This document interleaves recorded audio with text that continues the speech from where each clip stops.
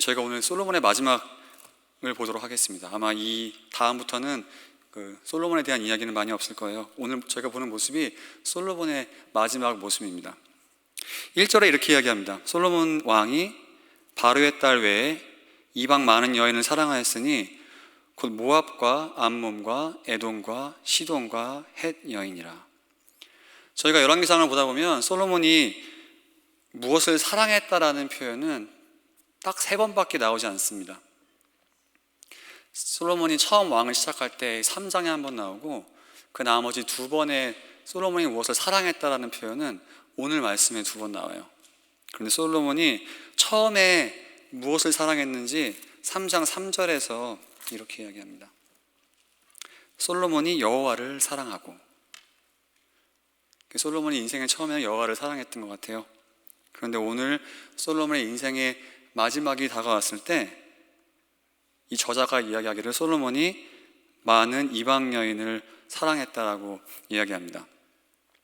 앞에서 하나님을 사랑하면서 인생을 시작했던 솔로몬이 왜 인생의 마지막에는 이방 여인들을 사랑하게 됐을까요? 도대체 어떤 일이 생긴 걸까요, 여러분?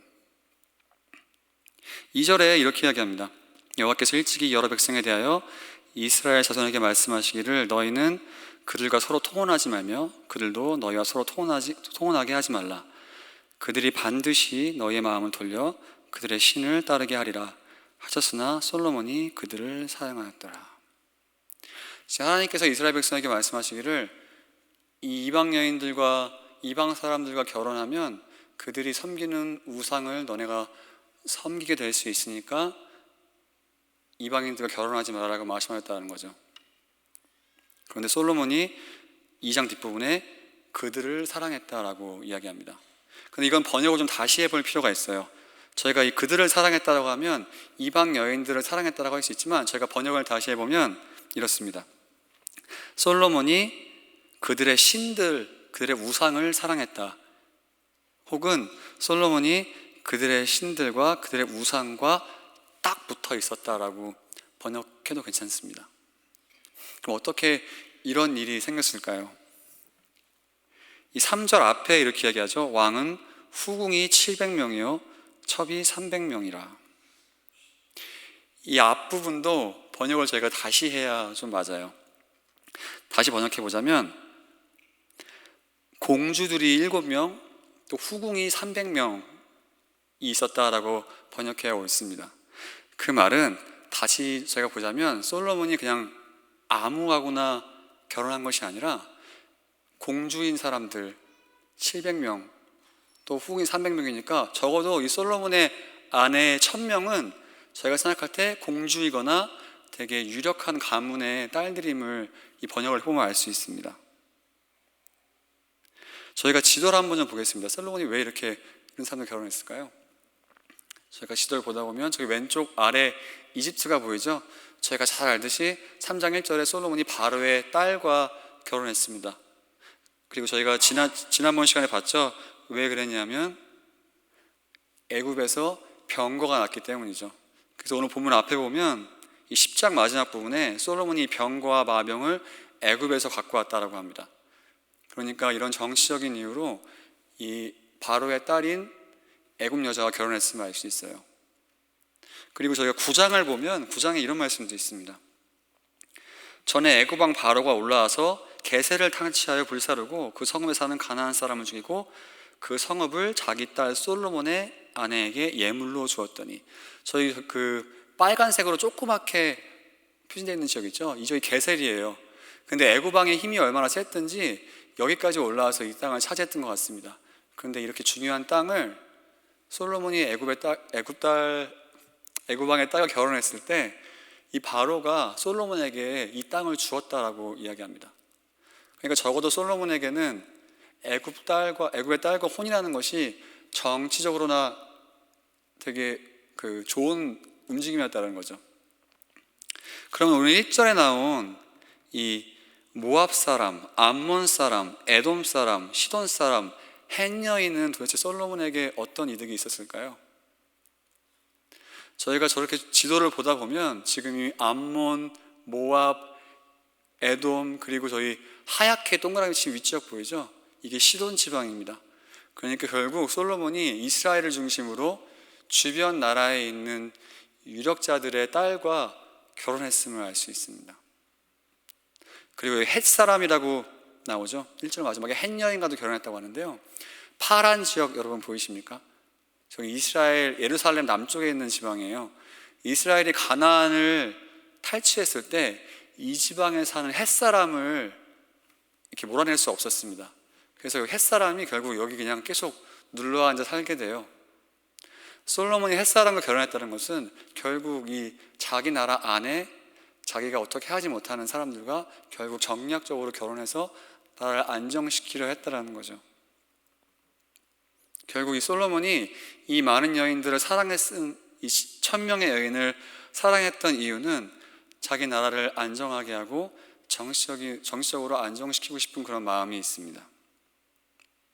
그런데 거기서 그치는 것이 아니라 오늘 2절에서 봤듯이 솔로몬이 단순히 이들만 사랑했던 것이 아니라 그들의 신과도 딱 붙어 있었다라고 이야기합니다. 어떻게 그런 일이 있었을까요? 오늘 2절에 나온 이 하나님께서 이스라엘 자손에게 그들과 서로 통혼하지 말아라고 하신 말씀은 신명기 7장 말씀이에요. 제가 한번 읽어드리겠습니다. 신명기 7장에 이런 말씀이 있어요. 또 그들과 혼인하지도 말지니 내 딸을 그들의 아들에게 주지 말 것이요 그들의 딸도 내 며느리로 삼지 말 것은. 이렇게 보면 저희가 하나님이 굉장히 인종차별적인 사람으로 보입니다. 그렇지 않습니까? 그런데 하나님께서 이어서 말씀하세요. 그가 내 아들을 유혹하여 그가 여호와를 떠나고 다른 신들을 섬기게 함으로 여호와께서 너희를 진노하사 갑자기 너희를 멸하실 것입니다. 하나님의 관심은 지금 이 사람들이 가나안이고 아니고 그게 아니라 우리가 이들과 혼인하게 되면 이들이 섬기는 우상을 이스라엘 사람들이 섬기게 될까봐 그렇게 하지 말라고 하신 것을 알 수 있습니다. 왜냐하면 당시에 저희가 잘 알듯이 많은 사람들이, 특히 고대 근동에 사는 사람들은 많은 신들을 섬기고 있었어요. 그리고 저희가 생각할 때 신들은 굉장히 전지전능하고 모든 걸 다 할 수 있을 것 같지만 저희가 그리스 로마 신화를 봐도 어떻습니까 여러분? 제우스는 하늘과 번개만 다스리고 포세이돈은 바다만 다스리고 하데스는 지옥만 다스리고, 이렇게 신들이 굉장히 제한적이죠. 저희가 아는 하나님과 달리 옛날 사람들이 생각했던 신들은 굉장히 지역적이고 제한적인 능력을 갖고 있었습니다. 그래서 이 이방인들이 많은 우상들을 섬기고 있었어요. 그런데 저희가 반대로 생각해 보면 많은 신들을 섬겼다는 것은 구체적으로 내가 어떤 것을 얻기 위해서는 내가 마땅히 섬겨야 할 우상이 명확하게 있었다는 말입니다. 예를 다시 얘기해 보면 제가 돈을 많이 벌고 싶으면 저에게 재물을 줄 수 있는 신을 섬기면 되는 거예요. 제가 애가 없으면 애를 많이 주는 신을 섬기면 되는 겁니다. 제가 전쟁에서 이기고 싶으면 전쟁의 신을 섬기면 되는 거죠. 이 고대 근동의 사람들이 그런 마음으로 우상들을 섬기고 그들에게 예배했다는 것입니다. 그렇다면 솔로몬이 자기 나라의 안정을 위해서 이렇게 이방 사람들과 결혼했을 때 그 말은 이 이방 여인들이 자기가 섬기는 신을 솔로몬에게 소개했다라는 거예요. 그리고 적어도 그것을 예루살렘으로 갖고 왔다는 이야기입니다. 4절 보겠습니다.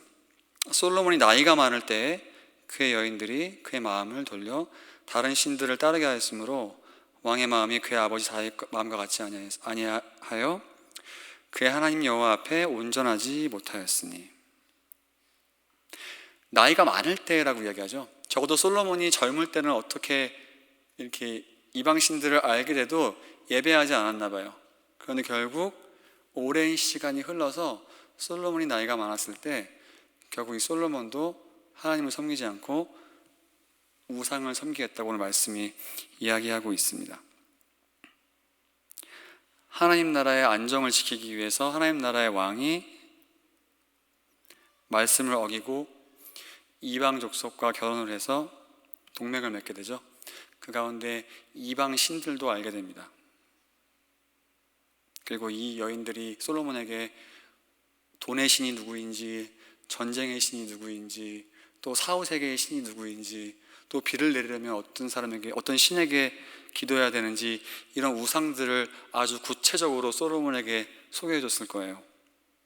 왜냐하면 저희가 오늘 본문을 보다 보면 이 그모스, 밀곰, 아스타롯, 되게 구체적인 신들입니다. 사냥의 여신, 전쟁의 여신, 다산의 여신, 사후세계의 신, 지금 오늘 얘기한 이 신들이 굉장히 구체적인 것들을 약속하는 신들이에요. 결국 솔로몬이 이런 우상들을 섬기게 했다라는 거죠. 어떤 일이 일어나는지 계속 보겠습니다. 이는 시돈 사람의 여신 아스타롯을 따르고 암몬 사람의 가증한 밀곰을 따름이라. 솔로몬이 여호와의 눈앞에 악을 행하여 그의 아버지 다윗이 여호와를 온전히 따른 같이 따르지 아니하고 모압의 가증한 그모스를 위하여 예루살렘 앞 산에 산당을 지었고 또 암몬 자손의 가증한 몰록을 위하여 그와 같이 하였으며 그가 또 그의 여인 이방 여인들을 위하여 다 그와 같이 한지라. 그들이 자기의 신들에게 분향하며 제사하였더라.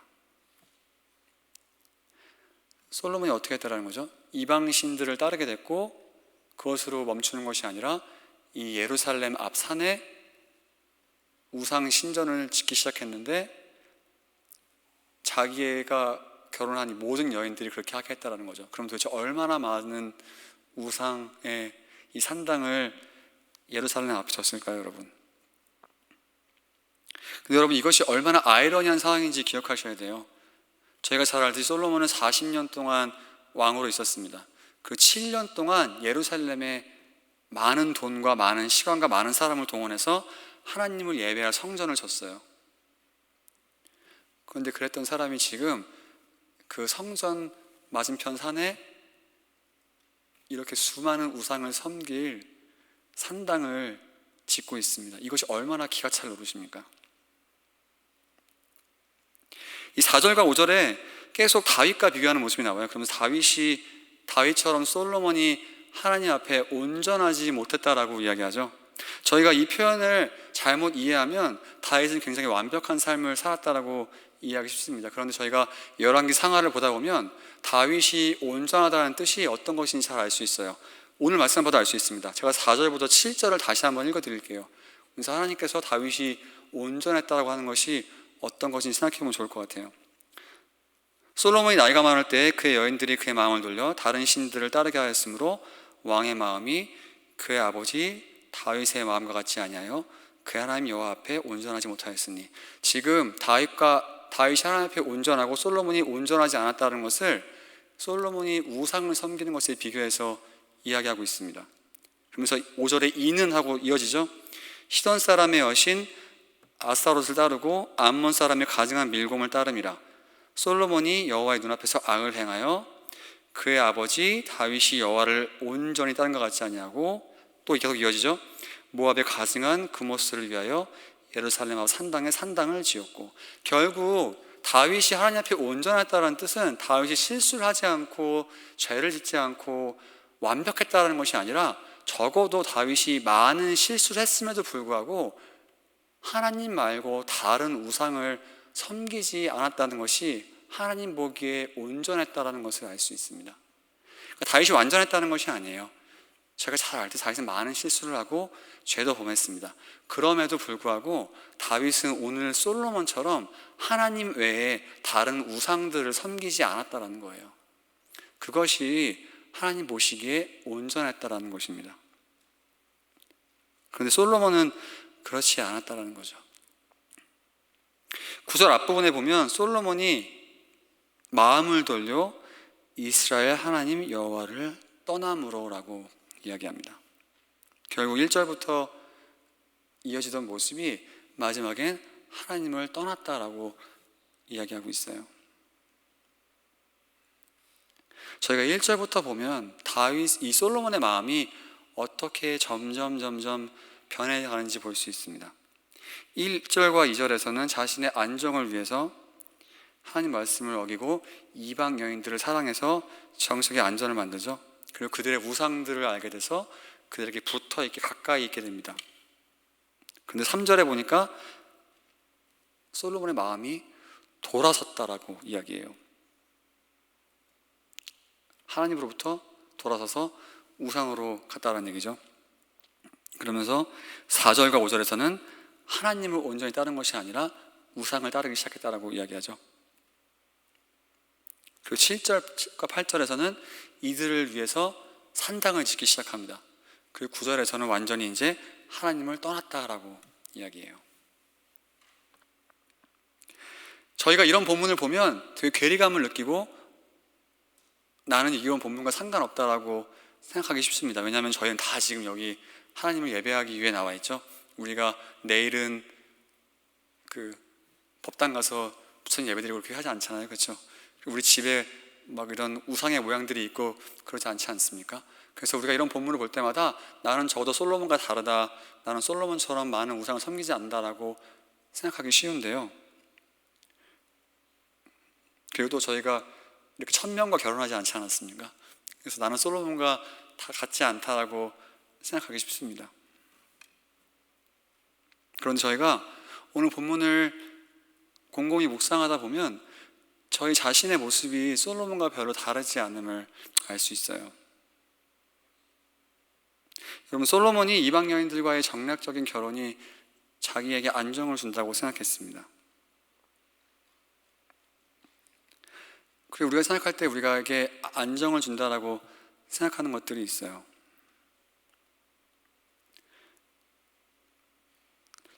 저희의 삶을 돌아보면 저희의 고민이 되게 다양하지 않습니다, 여러분. 학생 때의 고민은 어떻습니까? 학생 때는 어떻게 학점을 잘 맞아서 좋은 직장에 갈까 고민하게 되죠. 직장을 얻게 되면 직장인들은 고민이 어때요? 내가 어떻게 좋은 사람 만나 결혼할 수 있을까? 또 내가 계속 커리어를 어떻게 디벨롭 할 수 있을까? 내 연봉을 어떻게 높일 수 있을까? 내 좋은 직장을 어떻게 찾을 수 있을까 고민하죠. 또 결혼을 할 수 있을까 고민하게 됩니다. 여러분, 결혼하면 어떻습니까? 결혼하면 집은 어떻게 집이라도 살 수 있을까? 집은 이렇게 많은데 내 집은 왜 없지라고 하면서 내가 집은 살 수 있을까? 내가 저런 차를 한번 타볼 수 있을까? 또 내가 아이는 언제 갖지? 아이는 어떻게 키우지? 그렇게 고민하게 되죠. 또 자식을 낳게 되면 부모님도 어떻습니까? 이 학군 좋은 곳으로 이사 가야 되나? 자식이 공부 열심히 할 수 있을까? 그런 고민들을 하게 되죠. 또 우리가 나이가 먹으면 내가 노후 자금을 충분히 세이브할 수 있을까? 그런 고민들을 하게 됩니다. 그리고 우리가 이런 것들에서 안정을 찾기 위해서 여러 가지 방법을 강구한다는 거죠. 그리고 많은 세상 사람들의 관심이 사실 이런 것에 있지 않습니까? 어떻게 하면 방금 이야기한 것들을 잘 차근차근 이어갈 수 있을까? 그런 고민들을 세상 사람들이 많이 하죠. 그리고 이런 것들이 심지어 교회에서도 저희가 많은 이야기를 할 수 있으면 알 수 있어요. 그런데 여러분, 저희가 마태복음 계속 보면 알듯이 저희는 이런 문제에서 적어도 초월해야 하는 사람들입니다. 제가 이런 것들이 여러분 삶에 매일매일 문제가 아니라고 이야기하는 것이 아니에요. 근데 적어도 우리는 이런 문제에서 조금은 초연할 수 있는 사람들입니다. 왜 그렇습니까? 우리의 소망과 안정이 거기 있지 않기 때문이죠. 그런데 심지어 우리도 교회에서도 이런 얘기들을 많이 한다는 거예요. 그러면 도대체 이런 우리가 안정을 준다고 생각하는 것들, 우리가 마땅히 해야 한다고 생각하는 이런 아이디어가 어디서 도대체 왔냐라는 거죠. 우리가 왜 학생 때는 항상 좋은 직장을 찾고 직장을 잡아야 되고, 직장을 가면 항상 우리가 연봉을 많이 주는 것으로 또 좋은 직장을 찾아야 되고, 또 우리가 싱글이면 항상 결혼을 해야 되고, 결혼을 한다면 어떤 사람들과 결혼한다는 이런 기준이 과연 어디서 왔냐라는 거죠. 결국 이런 것은 우리가 누구와 어울리고 어떤 사람들과 어떤 대화를 하는가, 우리가 어떤 관계를 사람들과 맺고 있는가에 달려있음을 알 수 있습니다. 우리가 사람과 사람 사이의 관계가 아무것도 아닌 것 같지만 여러분, 이 이방 여인들이 솔로몬에게 자신이 섬기는 우상들을 소개시켜주고 이런 일들을 위해서 이런 우상들을 섬겨야 한다고 하고 솔로몬이 나이가 들어서 거기서 먹은 것을 보면 결국 우리도 사람과 사람과 관계 사이에서 솔로몬과 같은 위치에 있음을 기억할 필요가 있어요. 여러분, 사람과 사람이 관계를 맺는다는 것은 이 두 사람의 가치관과 세계관이 만나는 것입니다. 그 말은 내가 믿는 진짜가 무엇이고 내가 생각하는 가치가 어디 있고 진리가 어디 있는가를 서로 관계 가운데 갖고 오는 거예요. 근데 많은 부분 우리가 어떻습니까? 우리가 이럴 때는 이런 것들이 공존할 수 있다고 생각해요. 하지만 현실은 어떻습니까? 이 둘 중에 하나밖에 이룰 수 없어요. 좋은 예가 여러분 결혼 생각하면 어떻습니까? 결혼하신 부모님들이 많으신데요, 결혼해보면 숟가락 젓가락을 어디에 어떻게 놔야 하는지, 빨래는 어떻게 개야 하는지, 또 언제 돌려야 하는지, 설거지는 어떤 방식으로 해야 하는지, 주차는 어떻게 해야 하는지, 하나부터 열까지 두 사람이 다른 방식과 다른 가치관을 가지고 이야기하는 것을 볼 수 있습니다. 이것이 우리가 결혼뿐만 아니라 모든 관계 가운데 있다는 거예요. 저희가 인지하지 못할 수도 있지만 결국 우리가 관계를 맺는다는 것은, 우리가 누구를 만나고 누구를 얘기한다는 것은 그 사람의 세계관과 가치관에 우리가 우리의 가치관과 세계관을 비춰봐야 한다는 뜻입니다. 충돌이 있을 수밖에 없다는 거예요. 그렇다면 여러분, 우리가 하나님 말씀을 따라야 되고 하나님 앞에 우리의 안정이 있다라고 하고 적어도 세상과 다르게 살아야 한다면 우리가 매일매일 삶에서 대화를 나누고 관계를 맺고 시간을 보내고 하는 사람들이 우리에게 무엇을 갖고 오는지를 생각해 볼 필요가 있습니다. 왜냐하면 세상 사람들은 자기 나름대로의 가치관과 어떻게 하면 세상에서 안정을 줄 수 있는지, 무엇이 궁극적인 인생의 목적이고 진리인지를 우리의 삶에 갖고 올 거예요. 그런데 우리가 그걸 인지하지 못하면 오늘 솔로몬 같이 될 수 있다는 거죠.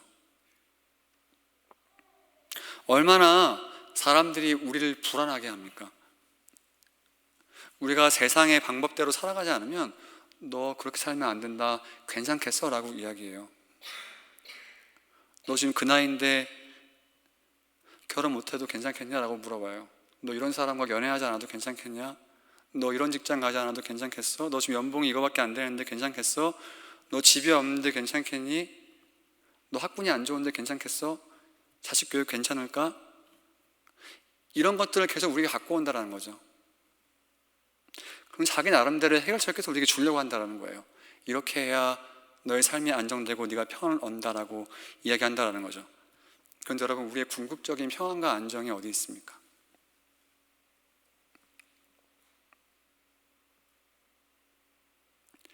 오늘 본문이 그런 것들을 생각해 봐야 한다는 거죠. 결국 우리가 그런 관계 속에서 우리가 그들을 설득해서 이기거나 그들이 우리를 설득해서 이기는 이 두 가지 방법밖에 없음을 저희가 기억해야 돼요. 둘이 공존할 수가 없습니다. 왜냐하면 여러분, 솔로몬이 이 1000명의 이방 여인들과 결혼했을 때 저희가 생각해 볼 수 있는 결론은 두 가지밖에 없어요. 첫 번째는 뭡니까? 솔로몬이 이들을 전도해서 하나님을 섬기게 하든가, 아니면 솔로몬이 이들에게 넘어가는 수밖에 없어요. 근데 솔로몬이 어떻게 됐습니까? 넘어갔죠? 근데 여러분 생각해 보세요. 1명 대 1000명으로 싸웠습니다. 그렇죠? 솔로몬은 혼자 하나님 믿는 사람이었고 그의 와이프 1000명은 다 이방신을 믿는 사람들이었어요. 솔로몬이 당해낼 수 있었을까요, 여러분? 이들이 매일매일 자신들이 섬기는 우상이 무엇이고 이 우상들이 우리에게 무엇을 주고 이런 얘기를 매일매일 했을 텐데 솔로몬이 과연 이것을 감당해낼 능력이 됐을까요? 그런데 이게 비단 이 솔로몬의 이야기는 아니에요, 여러분. 우리 가족을 생각해 보십시오. 가족 중에 안 믿는 분들 계신 분들 있을 겁니다. 그러면 여러분, 그 안 믿는 가족을 전도하기 위해서 얼마나 많은 노력과 시간이 필요합니까? 안 믿는 배우자 있으면 생각해 보세요. 1대1 관계로도 여러분, 안 믿는 친구 한번 생각해 보세요. 그 한 명의 친구를 전도하기 위해서 얼마나 많은 기도와 노력이 들어가야 됩니까? 그런데 1대 1000의 싸움을 솔로몬이 이길 수 있었을까요?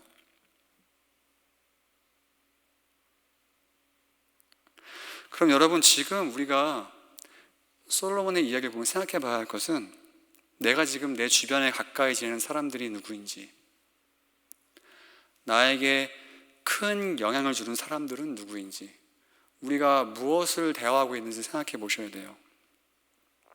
혹시 내가 솔로몬같이 이 일대천의 무모한 싸움을 하고 있지 않나 생각해 보셔야 합니다. 솔로몬이 처음부터 이방신을 섬기게 된 게 아니었죠.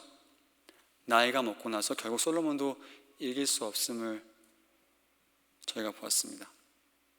저희가 알게 모르게 넘어갈 수밖에 없다는 거죠. 여러분이 사람들과 관계 맺고 있는 것 가운데 누구의 가치관이 그 관계에서 영향력을 발휘하고 있습니까? 하나님을 믿는 여러분의 가치관이에요? 아니면 하나님을 모르는 사람들의 가치관입니까? 여러분의 대화 가운데 주제가 무엇입니까? 여러분들이 매일매일 많은 사람들과 대화를 나눌 때 그 대화의 주제가 어떤 거예요?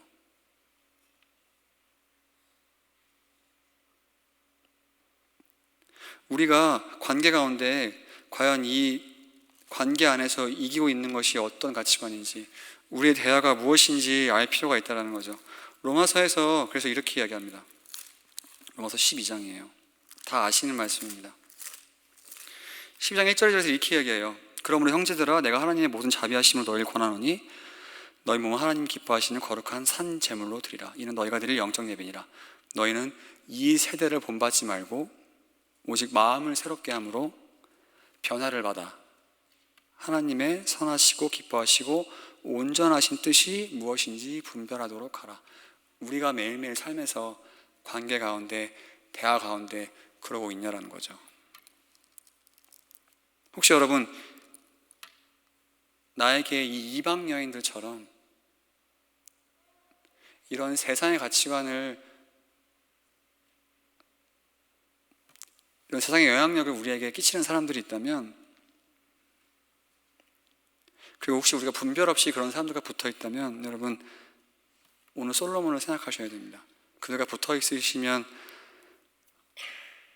결국 솔로몬이 많은 시간이 지나서 나이가 들어서 하나님을 떠나게 된 것처럼 우리도 일대천의 싸움을 그 관계 가운데 하고 있는지도 몰라요.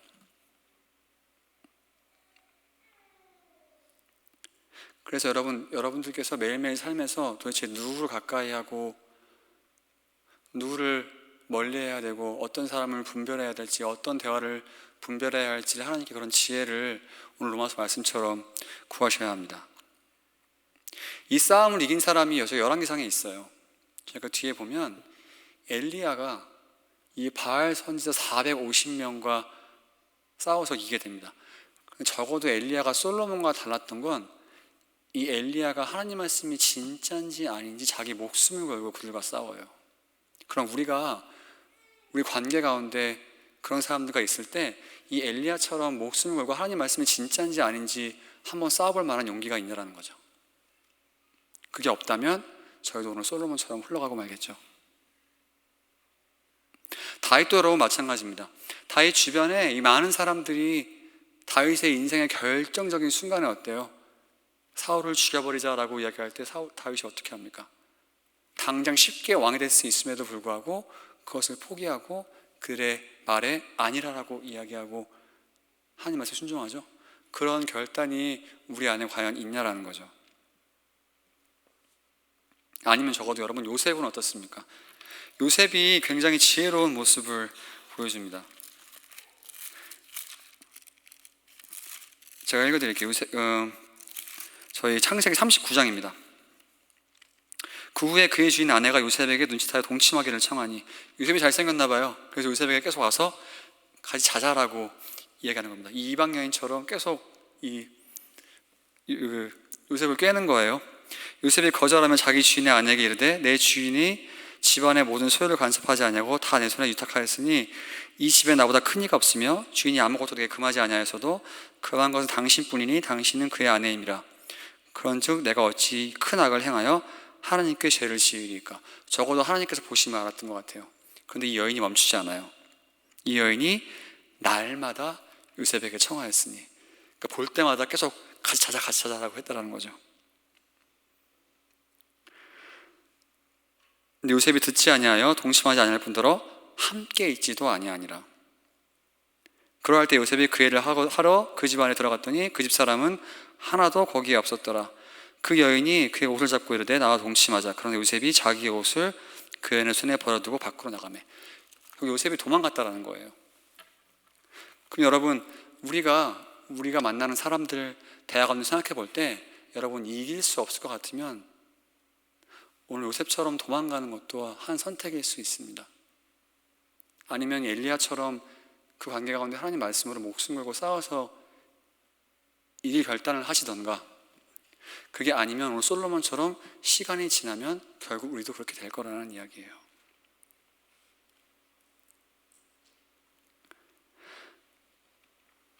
그럼 여러분, 우리가 어느 사람과 어울려야 하는지도 알 수 있겠죠? 우리가 어떤 사람들과 가까이 하고 어떤 대화를 해야 될지 생각해 보셨으면 좋겠습니다. 히브리서 10장에 제가 몇 달 전에 금요기도 때 했던 말씀인데요, 10장에 굉장히 좋은 말씀이 있어요. 10장입니다. 또 약속하시니 이쁘시니 우리가 믿는 도리의 소망을 움직이지 말고 굳게 잡고 서로 돌아보아 사람과 선행을 격려하며 모이기를 패하는 어떤 사람들의 습관같이 하지 말고 오직 권하여 그날이 가까움을 볼수록 더욱 그리하자. 여기에 우리가 모이는 이유가 있다는 거죠. 우리가 세상 사람들과 어울리지 말라는 게 아니에요, 여러분. 믿지 않는 사람들과 어울리지 말라는 것이 아닙니다. 다만 우리가 그들이 우리에게 주는 영향력이 무엇인지 깨닫지 못하면 우리도 이렇게 흘러갈 수밖에 없다는 거예요. 그럼 우리가 어디 속해야 하는지도 오늘 히브리서 말씀이 이야기하고 있죠. 우리가 어디 속해서 어느 사람과 어떤 이야기를 해야겠습니까? 여러분, 곰곰이 생각해 보셨으면 좋겠어요. 그리고 오늘 솔로몬을 보면서 결국 우리가 이렇게 30분 드리는 예배로는 여러분, 이 거친 세상을 살아가는데 충분하지 않습니다. 우리가 저 문 밖을 나가면 월화수목금토 매일매일 세상 사람들이 우리에게 이렇게 살아야 된다, 저렇게 살아야 된다고 이야기할 텐데, 여러분, 고작 이 30분 우리가 앉아서 이야기한다고 우리가 그런 이야기들을 싸워서 이겨낼 수 있을까요? 정말 그렇게 나이브하게 생각하십니까, 여러분? 매일매일 많은 사람들이 우리에게 와서 이렇게 살아야 된다, 세상은 이렇게 굴러간다라고 이야기하는데, 여기 고작 30분 앉아서 이렇게 제가 일방적으로 하는 얘기 들으시면서 앉아 계시는데, 여러분들께서 그 싸움을 이길 수 있다라고 생각하세요? 여러분들께서 그 사람들을 하나님 말씀으로 설득하고 이길 수 있다라고 정말 그렇게 순진하게 생각하십니까?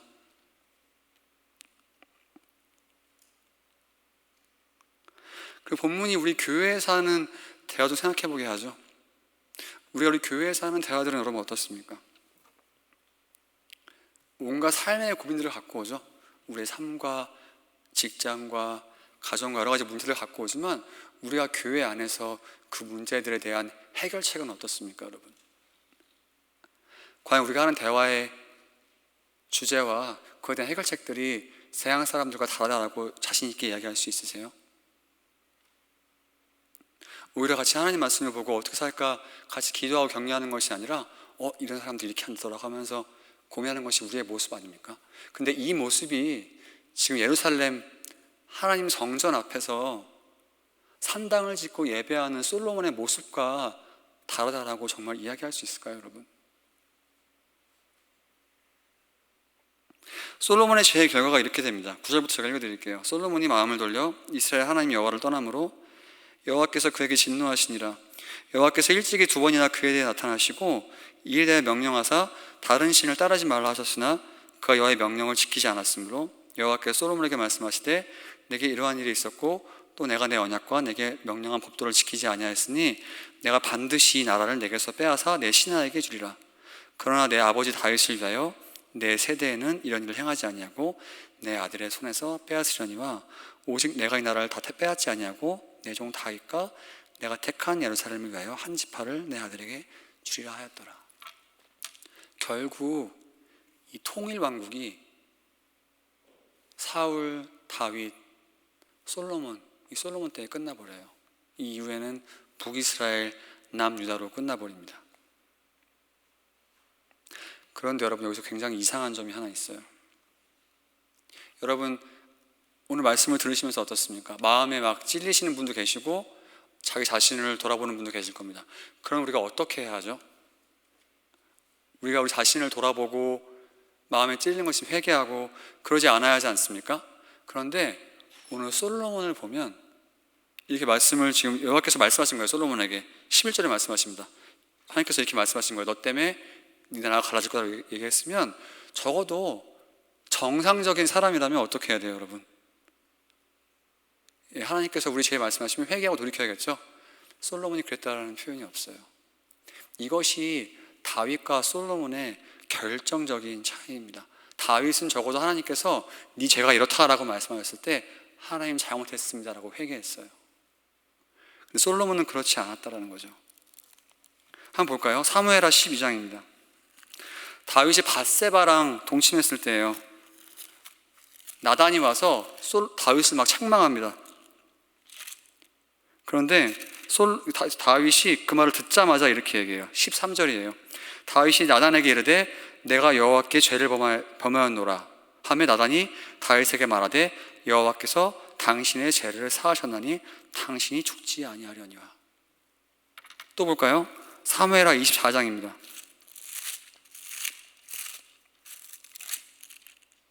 10절이에요. 다윗이 백성을 조사한 후에 그의 마음에 자책하고 다윗이 여호와께 아뢰되 내가 이 일을 행함으로 큰 죄를 범하였나이다. 적어도 다윗은 하나님께서 죄를 잘못했다고 알려주시면 회개하고 돌이킬 줄 알았다는 거죠. 그럼 우리도 마찬가지예요. 하나님께서 이 구약의 하나님을 볼 때마다 사람들이 이렇게 이야기합니다. 구약의 하나님은 죄를 꾸짖기만 하시고 벌을 주시는 분이라고 얘기하지만 하나님의 말씀, 하나님의 이 죄를 꾸짖는 목표는 거기 있지 않아요. 하나님께서 우리에게 죄를 알려주시는 이유는 우리가 회개하고 돌이키는 것에 있습니다. 근데 솔로몬은 그렇지 못했다라는 거죠. 그럼 여러분 오늘 어떻게 하시겠어요? 오늘 혹시 여러분 마음에 찔리는 것이 있다면 나는 안 되지라고 생각하지 마시고 돌이켜서 오늘 말씀에 순종하신 여러분이 되었으면 좋겠습니다. 오늘 예배가 끝나면 여러분 이제 상 나가시면 여러분들께서 매일매일 1대 1000의 싸움을 솔로몬이 했던 그 싸움을 하셔야 돼요. 사람들은 여러분들에게 이렇게 살아야 된다, 이것이 정말 좋은 거다라고 계속 이야기할 겁니다. 근데 여기서 여러분들이 그걸 분별하지 않냐고 여러분들께서 멀리 하셔야 될 것들, 가까이 될 것들, 매일매일 하나님 말씀을 찾고 따르려고 하지 않으면 결국 저희도 점점 솔로몬처럼 될 거라는 거죠. 여러분들께서 끊어야 될 관계는 어디 있습니까? 멀리 해야 될 사람은 누구예요? 다시 여러분들께 속해서 돌아가서 다시 하나님 말씀을 보고 서로 격려해야 될 공동체는 어디 있습니까? 여러분들에게 세상에 영향력을 주는 사람은 어디 있습니까? 그 가운데 여러분이 이기고 계세요? 아니면 그 사람의 가치관이 여러분을 이기고 있습니까? 오늘 말씀 생각해 보시고 그 싸움에서 이기시든지 아니면 피할 수 없는 싸움은 지혜롭게, 이길 수 없는 싸움은 지혜롭게 피하시는 그런 여러분 되시기를 주님의 이름으로 축원합니다. 기도하겠습니다.